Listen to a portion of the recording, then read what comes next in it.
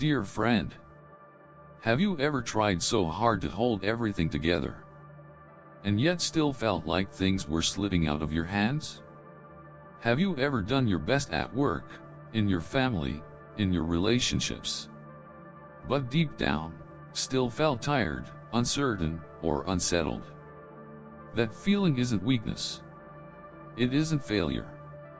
It may be a gentle message from life itself. It's time to let go. As we go through life, especially in midlife, we often carry a quiet fear. The fear of losing control. We try to control our children's choices. We try to control how others see us. We try to control our plans, our future, even our emotions. But the more we try to control, the more anxious, tense, and disconnected we feel. And strangely, the more we begin to let go, the more peaceful and free we become. In this video, we are going to explore something truly important. Why do we try so hard to control everything? What happens when we learn to let go? And how can we find real peace, especially in this middle part of life? This video is full of reflections that I believe will touch your heart. So I invite you to watch it all the way through, because each part builds upon the last. And the message only becomes clear when we see the whole picture. If what I share today speaks to you, please leave a comment to share your thoughts. And don't forget to subscribe, so you won't miss future teachings that may help you walk through life with more calm and clarity. Now, take a breath. Let's begin this journey together. The illusion of control, the root of restlessness. Dear friends, have you ever wondered why our hearts remain restless, even when everything around us seems to be in order? Why do we suffer in the midst of abundance, love, and comfort? At the heart of this unease lies a quiet, persistent fear, the fear of uncertainty. It is this fear that compels us to try and shape the world according to our desires. From it arises the deep-rooted habit of control. We try to control our children, fearing they might walk a path different from the one we have imagined. We strive to control our place in society, afraid of being overlooked or replaced. We attempt to control our partners, our futures, even the smallest details of daily life. But the truth is, and it is a truth that can be uncomfortable to face, life cannot be controlled. We cannot control the weather, no matter how carefully we plan our day. We cannot control the aging of our bodies, even with the best diet and exercise. We cannot control what others think of us, no matter how kind or virtuous we try to be. A parent cannot control the destiny of their child, though they may raise them with all the love in the world. A spouse cannot prevent misunderstanding, though their heart may be full of good intention. Even the most powerful among us cannot stop the rising and falling of fortune, reputation, or health. Have you not seen a man who builds his career with great discipline, only to lose it in a moment through circumstance? Have you not known someone who does everything right yet still faces loss, illness, or heartbreak? The more we try to shape life into a fixed form, the more it resists. And in this resistance, we suffer. But this is not cause for despair, it is a door to liberation. For when we deeply see that control is not possible, we no longer need to hold on so tightly. Instead, we can learn to trust. Trust the unfolding. Trust the law of impermanence. Trust that, beyond our control, there is a deeper rhythm carrying all things. The Buddha, with profound clarity, taught, Sabsakranasi, all conditioned things are impermanent. This truth is not a poetic idea, it is the very law that governs our lives. Everything that arises will pass away, whether it is a joyful moment, a sorrowful thought, a relationship, a position of power, or this very body. When we cling to control, we are clinging to what is inherently ungraspable. It is like trying to hold the wind in our hands, or command the tide not to rise. Control, dear friends, is an illusion.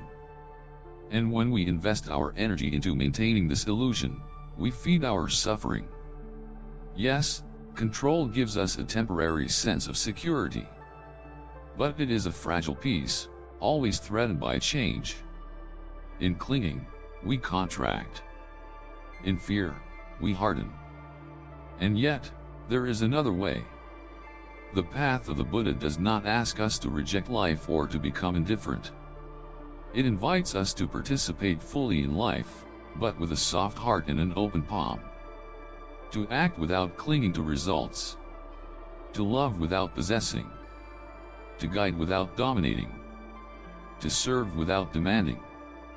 When we relinquish the illusion of control, we come into harmony with the Dharma, the natural law of life. We begin to live like a leaf on the stream, moving not with resistance, but with awareness. Letting go is not weakness. It is not giving up. Letting go is a courageous act of wisdom. It is the deep knowing that nothing in this world truly belongs to us, not our children, not our achievements, not even this breath. And when we stop grasping, we begin to breathe again. We begin to live. So I invite you.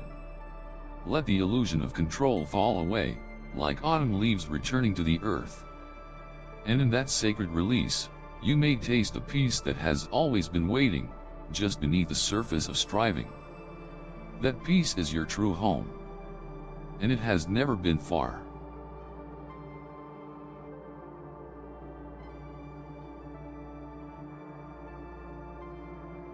Midlife as the call to awakening. There is a season in human life that often goes unnoticed, not because it lacks significance, but because it does not arrive with noise or celebration. It arrives quietly, like autumn mist descending upon the trees. It is called midlife. And though the world may speak of it as a crisis, in the language of the Dharma, it is better understood as a threshold, a sacred doorway between striving and surrender, between ambition and acceptance, between illusion and insight. At this threshold, something begins to shift, not just in the body, but in the soul. The energy that once rushed outward begins to turn inward. The goals that once burned brightly begin to feel hollow. The applause, the titles, the achievements, they no longer satisfy the way they once did. We begin to see that what we've built, however noble or impressive, cannot protect us from impermanence. Just as the Buddha saw on his journey outside the palace walls. Old age, sickness, death. These truths no longer feel theoretical. They come closer now. There is a story in the Vinayapitaka, the monastic code, of a man named Bhattacharya, once a wealthy prince, who renounced his kingdom to become a monk. His fellow monks often heard him sitting quietly under a tree, repeating, "Aho Sukha, Aho Sukha, oh, what bliss, oh, what bliss." When asked why he spoke those words, Bhattacharya replied, "Before, as a ruler, I was surrounded by guards day and night. Even then, I was afraid of losing, of falling, of being betrayed. But now, I sit alone under this tree, and I feel no fear. I have nothing to defend. And I have never known such peace." This is the great invitation of midlife. To stop guarding, and start being.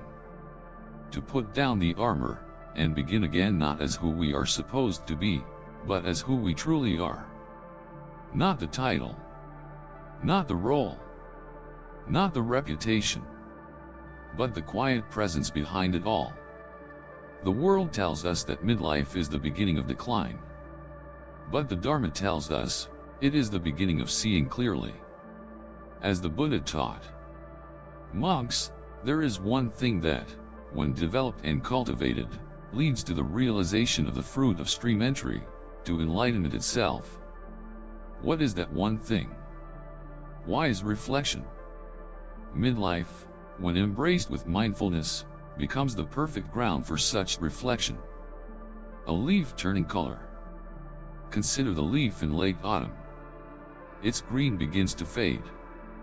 It blushes into gold, crimson, amber. Some may say the leaf is dying. But in truth, it is revealing its deepest beauty that was hidden all along. In the same way, midlife reveals what youth often covers. The wisdom of limits. The elegance of simplicity. The dignity of letting go. There is a Tibetan saying, when you realize that you are riding a dead horse, the best strategy is to dismount. Many continue riding chasing more wealth, more recognition, more control. But the wise practitioner dismounts. Not because they are weak, but because they are ready. The inner shift. So what changes in midlife, truly?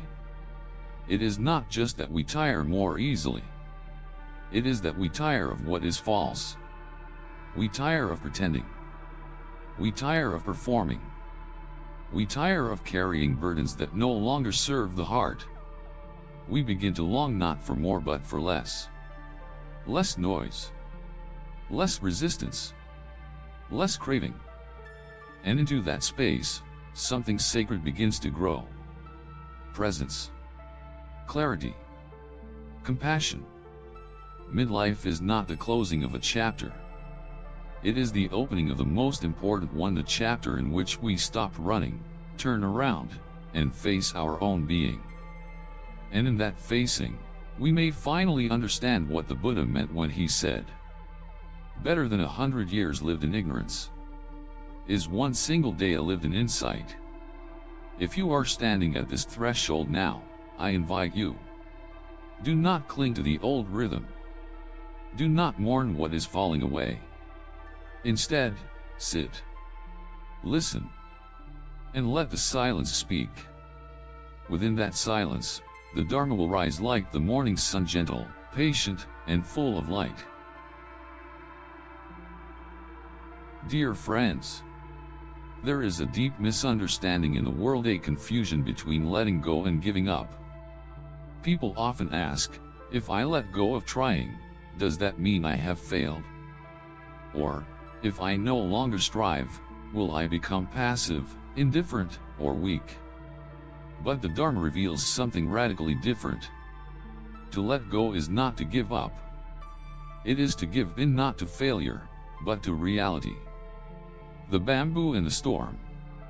Once, a student asked his master, why is it that the bamboo survives the storm, while the mighty oak falls? The master replied, because the bamboo knows how to bend. To let go is to bend with life, not to break before it. In the face of illness, we let go of resistance not because we welcome pain, but because clinging to how things should be only adds another layer of suffering. In the face of loss, we let go of the past not because we forget those we love, but because life is always asking us to return to the present. The Buddha taught, attachment is the root of suffering. Letting go is the path to peace. He did not say, do nothing. He said, do, but without clinging. Love, but without possession. Act, but without craving. Care, but without controlling. Imagine grasping a handful of sand. The tighter you squeeze, the more it slips through your fingers. Only when the hand is open, relaxed, can the sand rest in your palm. So it is with life. The tighter we hold onto people, plans, identities, the more we suffer their loss.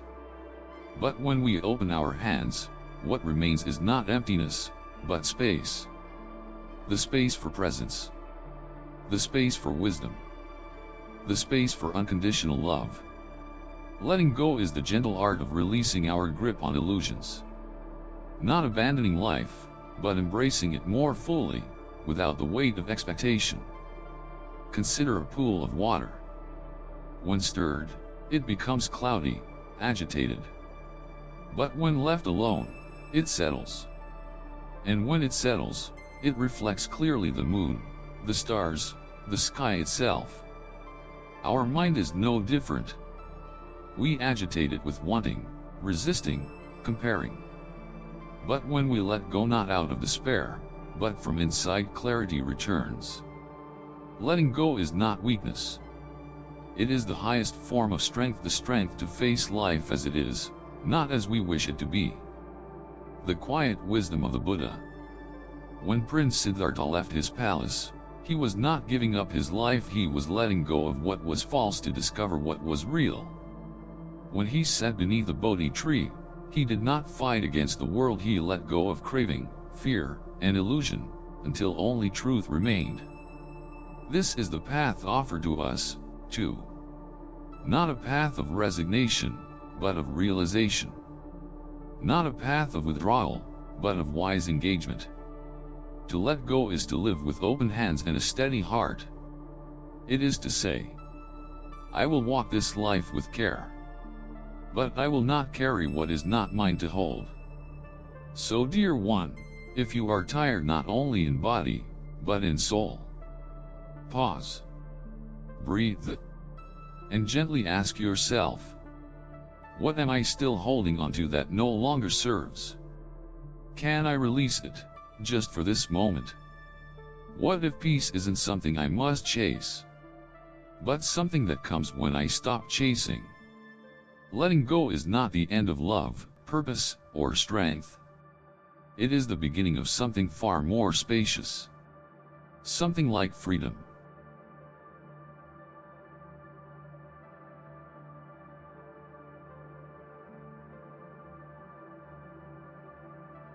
It is one thing to understand intellectually that control is an illusion.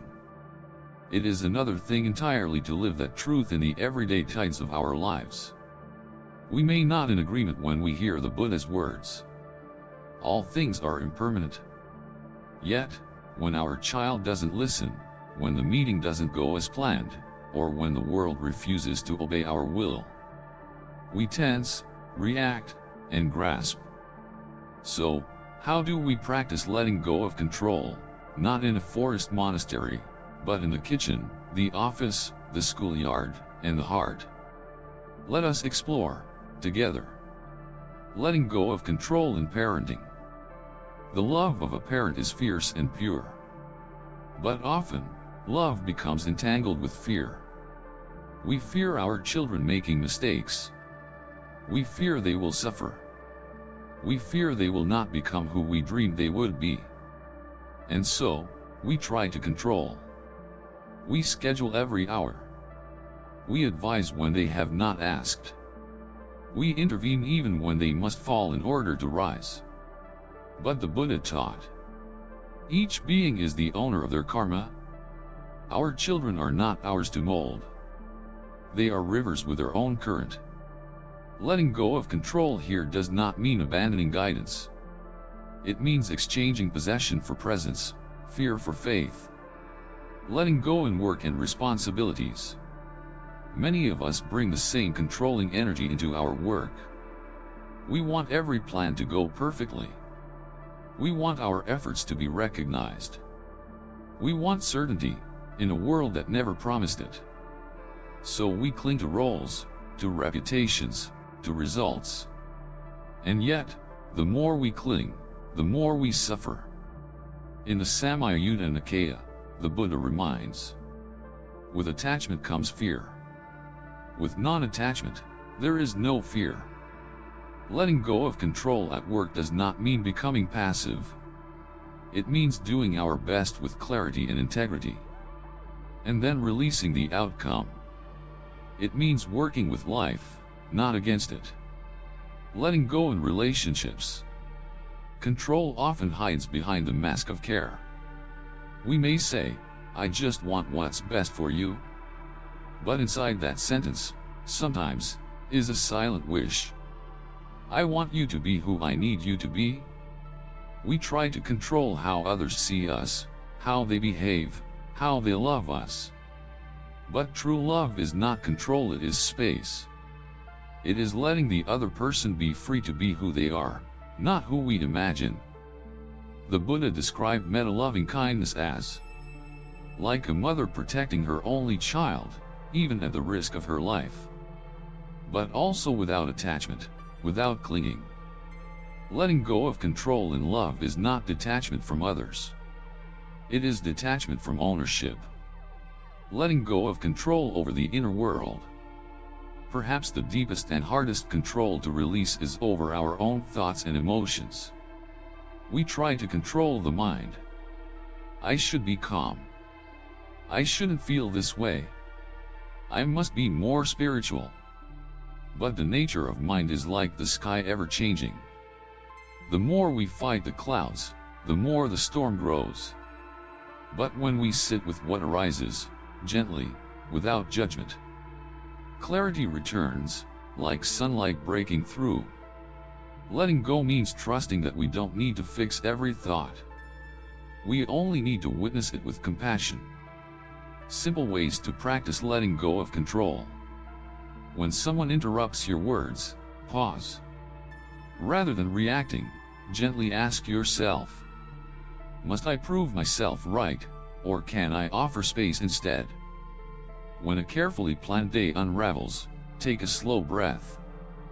Then ask, can I move with this change, instead of tightening against it? When your child resists your guidance, listen with your whole presence. In that listening, reflect.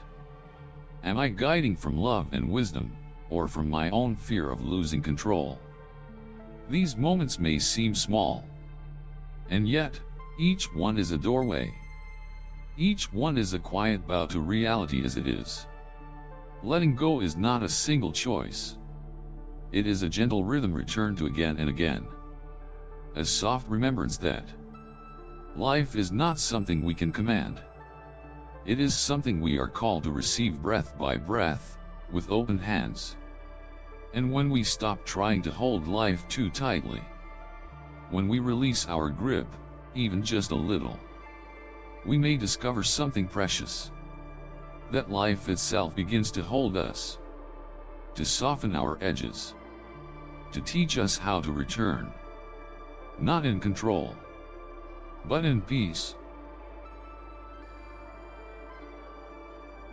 There comes a moment in life when something quietly shifts. It doesn't arrive with thunder or fanfare. It comes like the wind through trees unseen, but deeply felt.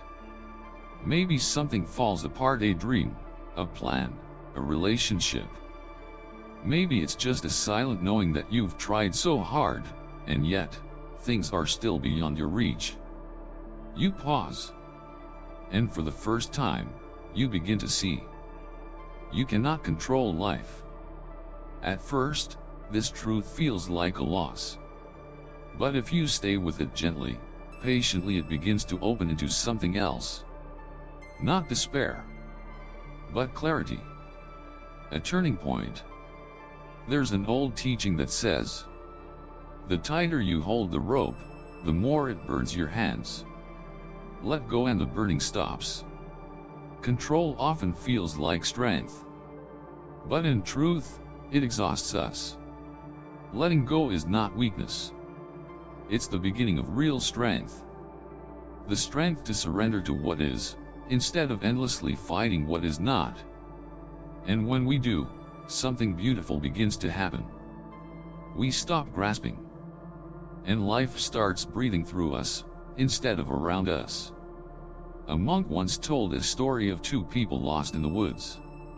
One clutched an old, broken compass, growing more frustrated with every wrong turn.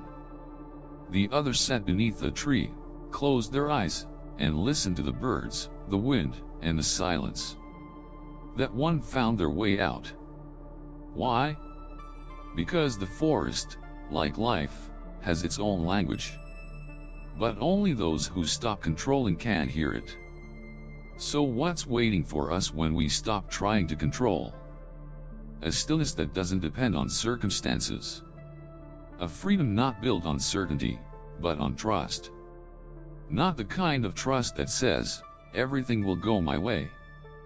But the quiet faith that says, even if it doesn't, I will be okay. This is the peace the Buddha pointed to, not the absence of difficulty, but the end of unnecessary suffering. Let life live you. You don't need all the answers. You don't have to fix everything. You don't have to carry the whole world. You are allowed to rest. You are allowed to trust. You are allowed to let go. When we stop trying to force life to bend to our will, we begin to bend with life. And then, something unexpected happens. Life itself begins to carry us. Softly. Wisely. All the way home.